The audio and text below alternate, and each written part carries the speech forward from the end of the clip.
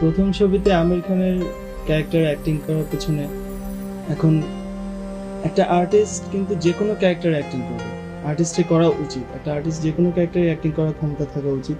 এখন সেখানে আমাদের একটা প্রশ্ন আসতে পারে যে আমি প্রথমেই একটা কপিরাইট ফিল্মের হিরো হতে যাচ্ছি। এখন এই ছবিটা বোম্বেতে বক্স অফিস হিট ছিল।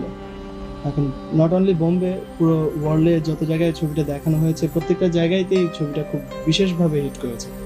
তো সেই ক্ষেত্রে এই ছবিটা যখন বাংলাদেশে একটা কপিরাইট এনে বাংলায় যখন ছবিটা করা হচ্ছে, তখন আমাকে অ্যাজ আ হিরো যখন সিলেক্ট করা হলো, তখন আমি ফার্স্টে অবশ্যই চিন্তা করেছি যে এই ক্যারেক্টারটা আমি যখন হাতে নেব, আমি এই ক্যারেক্টার কতটুকু কী করতে পারবো। কারণ এই ক্যারেক্টারটাতে অ্যাক্টিং করার পর আমির খান রাতারাতি সুপারস্টার হয়ে যায়। তো তার অ্যাক্টিং খুবই ভালো ছিল, তার পারফরমেন্স ভালো ছিল। তো ন্যাচারালি সেটা আমার নজরে রাখতে হবে, আমার মাথায় রাখতে হবে। এই চিন্তা করে আমি ক্যারেক্টারটা যখন হাতে নেই, তো তখন আমার মনের মধ্যে এইটা ছিল যে হ্যাঁ, আমার এতটুকু কনফিডেন্স ছিল যে I can do something much better.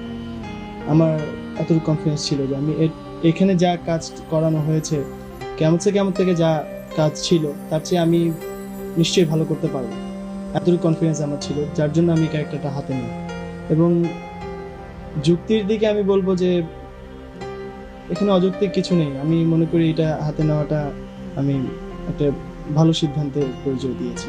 কারণ আমি যখন ক্যারেক্টারটা হাতে নিই, আমার অতটুকু কনফিডেন্স ছিল ভেতরে যে আমি এই কাজটা করতে পারবো, এবং আমি আমার ইন মাই ওন স্টাইল আমি কাজটা দর্শকের কাছে উপস্থাপন করব। এবং যাতে মানুষ এটা বোঝে, আমাদের অডিয়েন্স যেন এটা বোঝেন যে আমির খান যদি কিছু করতে পারে, তাহলে বাংলাদেশেও এমন কেউ আছে বা আমাদের দেশেও এমন কোনো আর্টিস্ট আছে যে আমির খানের সমতুল্য বা সামটাইমস তার চেয়ে বেটার কিছু করতে পারবে।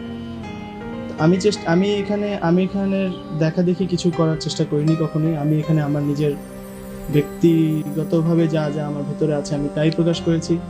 আমার সেলফ ক্রিয়েটেড অ্যাক্টিং আমি ওখানে দেখিয়েছি। তো আমার acting on the screen, the acting was totally of my own, আমার নিজের। আমি যা করেছি এটা আমার নিজের। আমি এখানে কাউকে ফলো করিনি বা কাউকে দেখে তাকে অনুকরণ করে আমি করিনি। এখন এটা দর্শকের হাতে যে অ্যাক্টিং কার ভালো হলো, আমার কিয়ামত থেকে কিয়ামতের হিরো সালমান শাহের, নাকি কিয়ামত থেকে হিরো আমির খানের, এটা দর্শকের হাতে। দর্শক যদি মনে করেন যে আমি ভালো করেছি, আমি তাদের ভালোবাসা পাই, আমি অত্যন্ত খুশি হব। যদি তারা মনে করেন যে না আমি আরো ভালো করতে পারতাম, তাহলে আমি চেষ্টা করবো ভবিষ্যতে আরো ভালো করার।